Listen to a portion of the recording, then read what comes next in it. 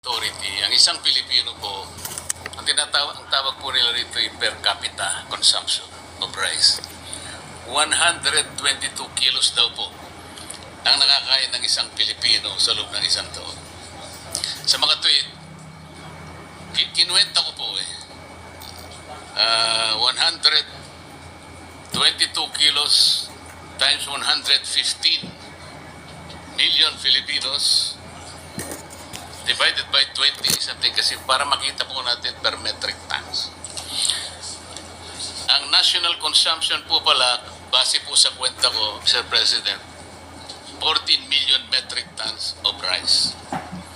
Ito po ay 2024. Nagtataka po ako bakit pinasi nila sa 115 million Filipinos. Marami pa po namang mga sanggol Hindi pa naman kumakain ng bigas yung mga yun. Sabaw ng bigas, kinakain po yun, Sir President. Meron din pong mga probinsya ang ating bansa na kumakain ng kasama.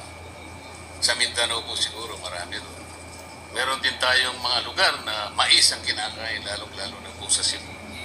Sana po ay ibinawas sana ito. Ganun pa man, kahit na aminin po natin, Mr. President, na sa official record po ng PSA, ang atin pong consumption ay 15.5 million metric tons. Dinagdagan pa nga, 1 milyon Sa kwenta ko, 1 milyon at kalahati. Tinanong ko rin po yung production natin of the same year. Ang sabi po nila, 19.3 million metric tons. So, ang sabi ko po, kukunti naman pala yung consumption natin. Mas malaki pa pala yung pinroduce natin. 19.3 million metric tons. Ipagpalagay mo ng 15.5 million metric tons ang kakainin ng bawat isang Pilipino. Di sana hindi tumaas ang presyo ng bigas. Wala pa pong importation dito, Mr. President. Sa production pa lang natin, kayang-kaya na nating takpan ang pangangailangan po ng bawat isang Pilipino. So nagtanong po ako sa aking mga kaibigan sa mga concerned agencies na ayaw na po nilang ipabanggit ang mga pangalan for obvious reasons. Paano po ako nangyari? This seems to be a very big for all of us. Hindi po nila mahipaliwanag, Mr. President. So dito po, kitang-kita natin ang napakalaking corruption na yung sinasabi po kanina ni Senator Jaime na supply chain. Kahit na po hindi natin tingnan doon. Dito pa lang sa statistics na ito sobra po ang ating production kaysa pangangailangan natin sa pagkain. Kaya nakakabahala po kung bakit wala pa pong importation dito. Bakit ganun na po ang kinalabasan? Kagaya rin po ng mga naunang nag-interpellate na ako'y tinawagan din ng ating mga kababayan na mga magsasaka sa Tarlac sapagkat ako naman po ay taga-Tarlac. At sa Pampanga, lalong-lalo na po ang Pampanga, sa Minalin, sa Florida Blanca, Candaba at Santa Ana. Halos umiiyak po sila one month ago sapagkat yung pong bagong gapas na palay ay binibili na lamang po between 7 to 8 pesos per kilo. Ang nabilad naman po, Mr. President, Your Honor, 11 to 12 pesos per kilo.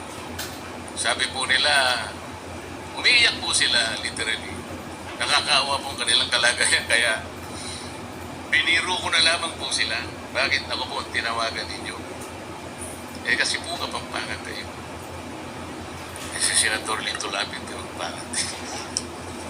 Pero ganito po ang gagawin natin. Kakausapin ko po ang aming mga kasama at pag-uukulan po natin ng atensyon ito pong problema ito. Tama naman po na kailangan natin pong lunasan kaagad sapagkat kagaya po ng sinabi nila, wala na po kami kanyang kinabukasan pagka ganito ang patuloy na mangyayari sa amin.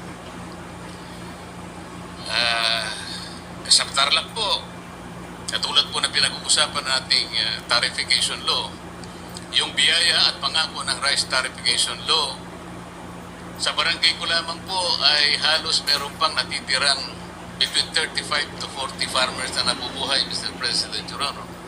Pero isa man sa kanila, nung tanungin ko, yung iba po ay meron ding nakalista sa RSPSA, pero ang karamihan po ay wala doon. Kaya nakikita ko, bakit wala sila sa RSPSA? At yun namang nasa RSPSA, wala naman tinatanong. Kaya kailangan po sigurong makita natin lahat yun, Mr. President. I totally agree with you, Mr. President, Your Honor. Pero kanina, medyo nakabulabog na banggit yung numero. Tama talaga kayo doon. Kung totoo yun, 14 million metric tons lang kailangan 150 Filipinos makukonsume na rice in a year versus 19 million metric tons ang produce natin sa ating bansa na bigas. Ba't pa tayo mag-import? So that has to be investigated, Mr. President. Sa kanila po galing yung statistics, Mr. President. That is correct. That has to be investigated thoroughly. Kung tama ba yung figures din.